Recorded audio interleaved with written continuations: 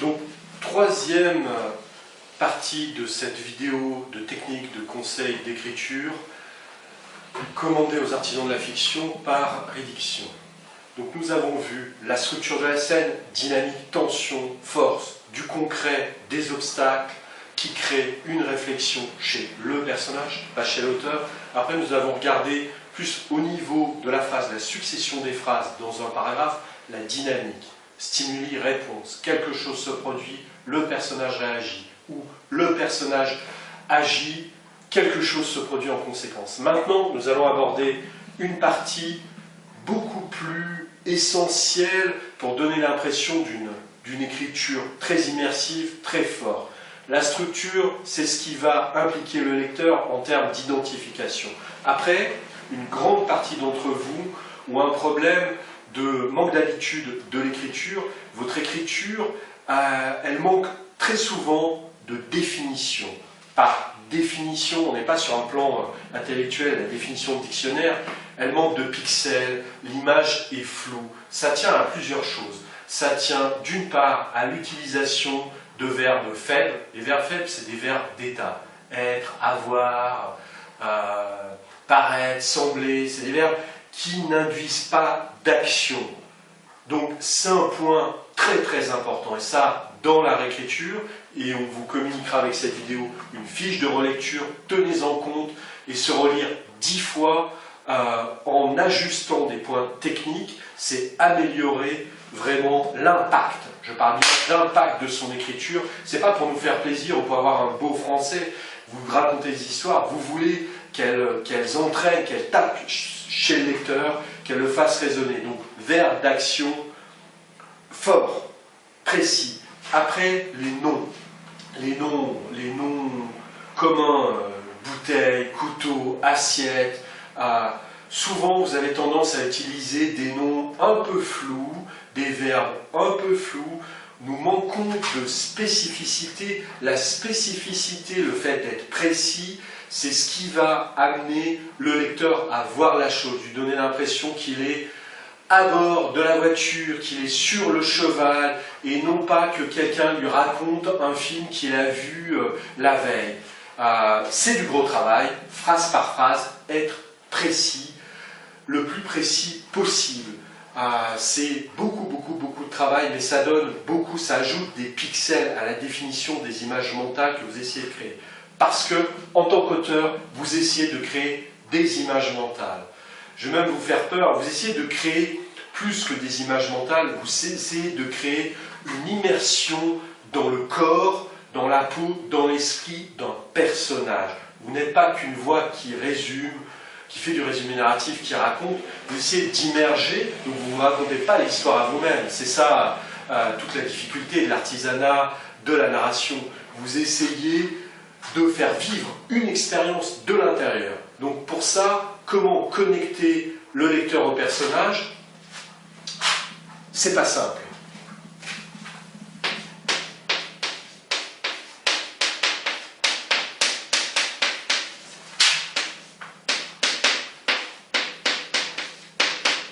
Pour connecter le lecteur au personnage,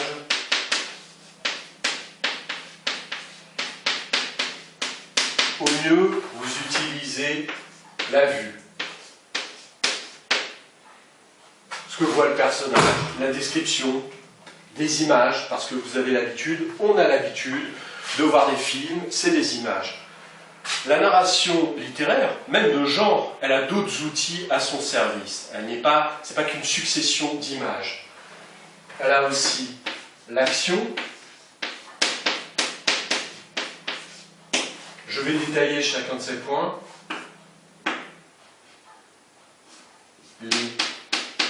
Les émotions,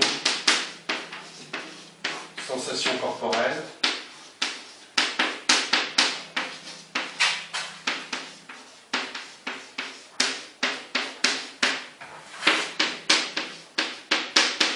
Oui. Le goût.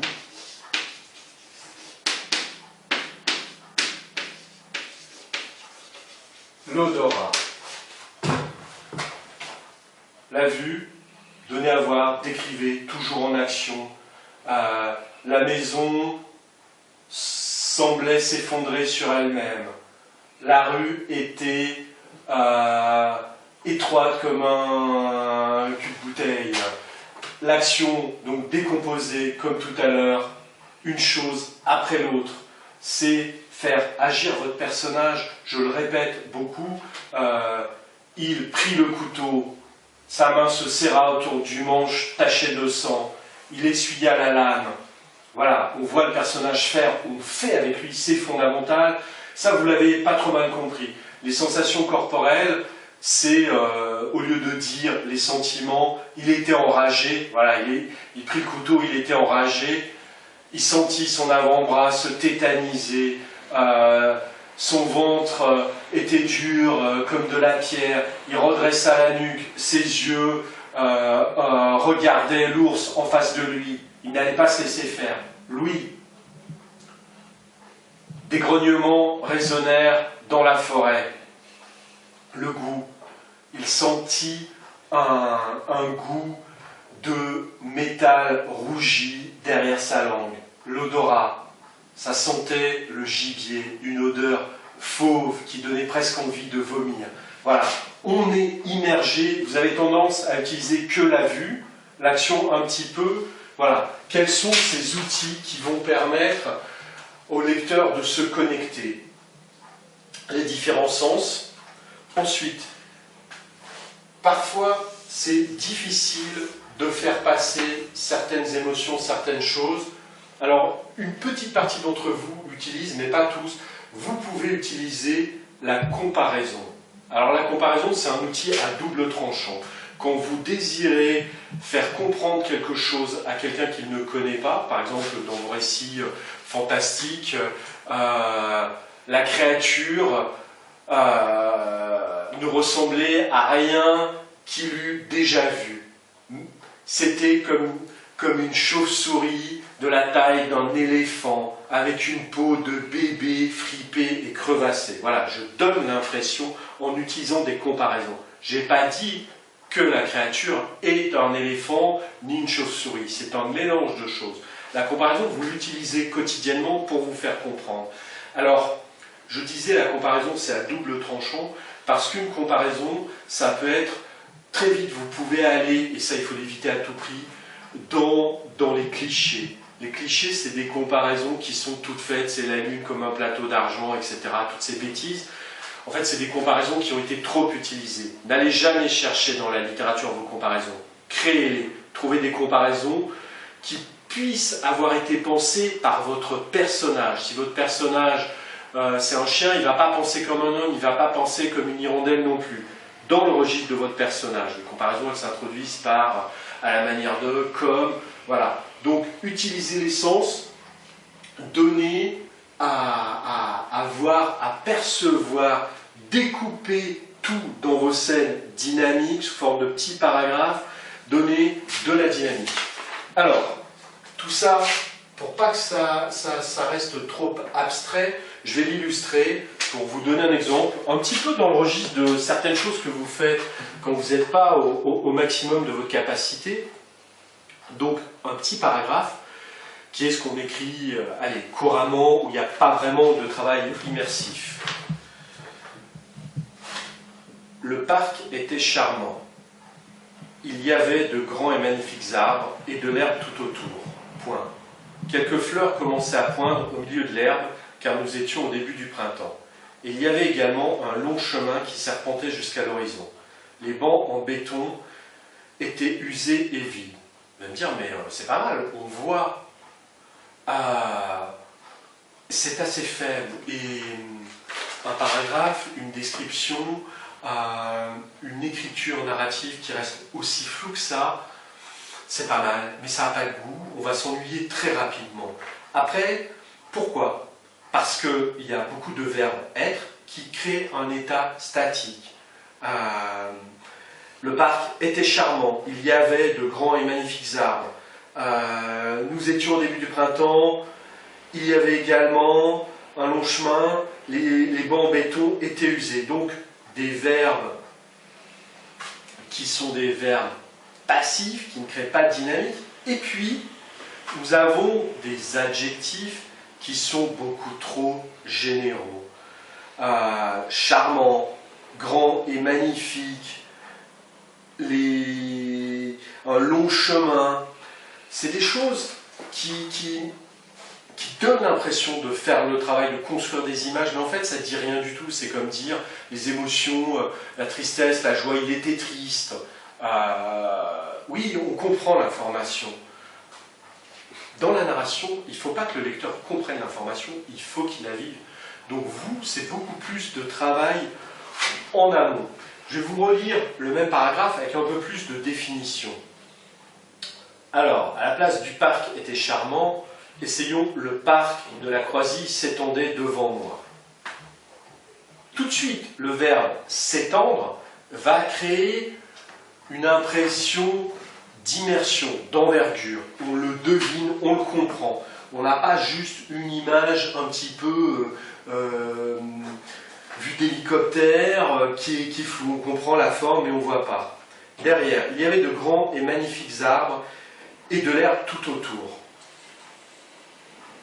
On remplace ça par une rangée d'érables centenaires touchait les nuages et l'herbe fluorescente de ce début de printemps s'étalait à leurs pieds. On a quelque chose de beaucoup plus bucolique. Donc, au lieu que ça soit des grands arbres, ça ne veut rien dire, une rangée d'érables centenaires. Là, on saisit, on les voit toucher les nuages et l'herbe fluorescente, au lieu de, il y avait de l'herbe tout autour, l'herbe fluorescente de ce début de printemps s'étalait à leurs pieds. Là, vous posez avec les sens, le toucher, la vue, beaucoup plus les choses. La phrase suivante. Quelques fleurs commençaient à poindre au milieu de l'herbe car nous étions au début du printemps. Donc voilà, verbe être, des fleurs, rien n'est défini. Des taches mauves parsemaient l'étendue verte, probablement des bouquets de violettes sauvages. Voilà, on devient beaucoup plus dynamique, beaucoup plus précis, et ça change tout. Ça, c'est un effort à faire phrase par phrase dans de la réécriture. C'est clair que vous ne perdrez pas votre temps. Il ne s'agit pas de mettre un ou deux verbes d'action. Si vous avez des verbes d'action, si chacun de vos verbes devient actif, que chacun de vos noms devient précis, tout de suite, on passe à de la haute définition. Et même dans du divertissement, on n'aime pas en tant que lecteur voir quelque chose qui est très flou et qui n'a aucune saveur. Donc, ensuite, il y avait également un long chemin qui serpentait jusqu'à l'horizon. Reprenons. Donc, chemin long. À ma droite, un chemin boueux serpentait jusqu'à l'horizon. Donc, le verbe a été conservé. La phrase continue. Un chemin boueux serpentait jusqu'à l'horizon, encadré de bancs usés et vides de toute présence humaine. Voilà, la dernière phrase c'était les bancs en béton étaient usés et vides. Là, on a relié les deux phrases.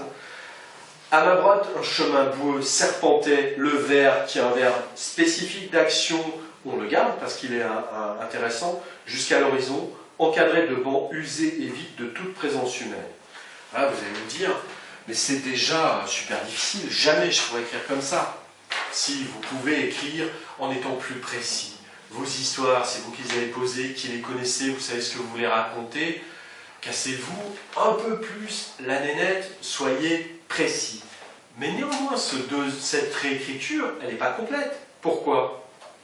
On utilise quasi essentiellement que la vue.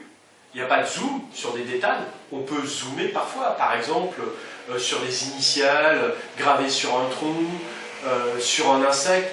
Il ne faut pas que ça soit gratuit, il faut que ça aille dans le sens de votre histoire. Et si vous voulez nous donner des informations sur le contexte, nous y faire croire, zoomez, soyez précis. Et là, on n'a pas l'état d'esprit du personnage. On aurait pu rajouter sur la fin, ça donnerait quelque chose comme « j'eus alors l'impression que ce parc m'appartenait ». Voilà. Il n'y a pas de comparaison non plus.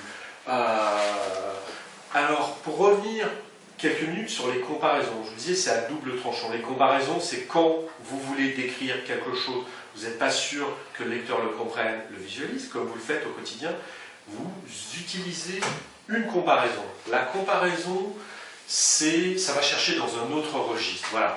Si je me dis, oui, mais bon, là, je décris un parc très précis, si le lecteur, il n'a pas l'habitude de regarder la nature, comment je lui fais comprendre que c'est exceptionnel pour le personnage, pour le protagoniste? Alors, si je compare ce parc à un autre, voilà, ce parc était beaucoup plus réduit, mais encore plus riche, mignon et dense que le parc de la Tête d'Or. Ça ne marche pas parce que si votre lecteur n'a pas de vision d'un parc, comparer un parc à un autre parc, ça ne va pas l'aider. Il va, au contraire, il va avoir l'impression d'être bête. Donc je vais aller chercher dans un autre registre. Qu'est-ce qui... et même pas dans le registre de la nature de préférence, parce que si je dis ce parc était aussi fragile et appétissant que les pommes nouvelles au printemps, on reste dans le registre naturel, ça s'écrase. Alors, réfléchissons. Qu'est-ce que je peux trouver d'équivalent? Il faut que je vois la sensation du parc. Ce parc, il a quelque chose de frais, d'entraînant, de rassurant. Ce parc était comme un vêtement qu'on sort d'une armoire après qu'il ait été lavé, repassé, plié, dont on découvre toutes les promesses. Là, vous voyez comment je donne tout de suite de l'ampleur, je fais comprendre le parc. Voilà, le parc de la Croisie s'étendait devant moi, une rangée d'érables centenaires chatouillait les nuages et l'herbe fluorescente de ce début de printemps s'étalait à leurs pieds. Des taches mauves parsemaient l'étendue verte, probablement des bouquets de violettes sauvages. À ma droite, un chemin boueux serpentait jusqu'à l'horizon, encadré de bancs usés et vides de toute présence humaine. Ce parc était comme un pull en mohair sorti d'une armoire cirée où il aurait été soigneusement rangé après avoir été lavé délicatement à la main et plié. Je n'avais qu'une hâte, me plonger dedans. Vous comprenez comment je donne corps, j'ai été précis. Voilà, je reviens une dernière fois, donc utilisez les sens, essayez. À chaque fois, soyez spécifique, précis. Je reviens sur deux choses. Verbe d'action précis, conjugué. Utilisez des verbes conjugués. Évitez les verbes à l'infinitif. Les verbes à l'infinitif, c'est comme des téléphones portables qui ne sont pas sortis de leur emballage, ils ne servent à rien, ils sont là en vitrine. Des verbes conjugués, spécifiques et des noms précis. Voilà, je vais conclure là-dessus parce que c'est vraiment un point fondamental. Cassez-vous la tête, passez un quart d'heure par phrase pour trouver des verbes. Qu'est-ce que fait le personnage? Est-ce qu'il croise les bras? Est-ce qu'il serre le poing? Est-ce que... trouvez précisément, refaites l'action chez vous, demandez-vous quel est le verbe qui désigne ça. Et pour la spécificité, et j'appuie sur les noms spécifiques, une créature, ça ne veut rien dire. Voilà, le terme le plus vague. Une créature, ça ne veut rien dire. Un être, ça ne veut pas dire grand-chose. Un homme, ça se précise. Un paysan, ça devient plus précis. Un paysan de Bourgogne, ça devient encore plus précis. Voilà, vous donnez à voir plus, vous êtes spécifique. Une voiture, ça ne veut rien dire. Trouvez le type de voiture. Une voiture usée, une vieille Ford usée, une Renault Clio rayée. Ça devient un peu plus précis. Et là, vous créez une image. Surtout au début, vos débuts de chapitre, vos débuts de paragraphe, dès que vous posez un lieu, une personne pour le lecteur, là ça vaut le coup d'être très précis. Il ne s'agit pas de faire des pages et des pages de description, mais de donner à voir. Une histoire littéraire de genre, c'est une expérience sensorielle. C'est comme un rêve, pas dans lequel vous vous entraînez en écrivant, que vous recréez au fur et à mesure, phrase par phrase, paragraphe par paragraphe, pour votre lecteur. Ce rêve, vous allez créer avec des sons, des odeurs, surtout des actions, en étant spécifique. C'est ce que l'on aime quand on lit, il faut donner l'impression qu'on est dans une expérience. Donc plus vous serez flou, et plus vous résumerez de manière un peu sommaire, moins on y croira. Il ne s'agit pas de faire du beau français, il s'agit de faire apparaître les images, l'essence de la manière la plus forte possible. C'est pour ça que ça vaut réellement le coup.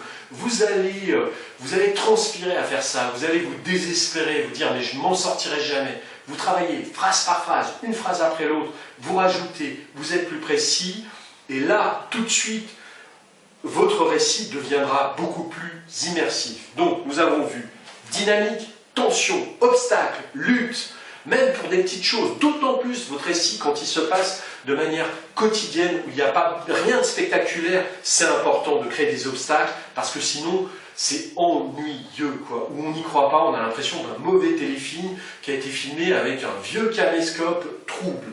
Voilà. Donc, dynamique, tension, ordre chronologique, stimuli, réponse, et puis après une dernière couche, la plus longue, le polissage, où là on fait apparaître les détails, on les donne à sentir, on les donne à voir, et avec ce gros travail, tout de suite vos textes deviendront mais 10 fois plus immersifs, 10 fois meilleurs en termes d'expérience pour le lecteur. Parce que là, ne l'oublions pas, vous êtes apprenti auteur, vous êtes responsable du spectacle dans lequel vous essayez d'entraîner le lecteur, qui a d'autres choses à faire, qui a d'autres spectacles à s'apporter. Si vous ne travaillez pas au maximum là-dessus, vous raterez le coche, vous raterez le lecteur, il sera prêt à tenter l'expérience et puis il ne sera pas convaincu. Donc toutes ces questions-là sont fondamentales et se travaillent un point à la fois. Voilà. Après, vous recevrez chacun d'entre vous une vidéo spécifique pour retravailler certains points dont vous avez besoin. Mais cette vidéo, ces 3 vidéos globales, elles s'adressent à vous tous. Vous y gagnerez, revoyez-les, prenez-les au sérieux. C'est fondamental, c'est là pour vous aider. Merci à vous.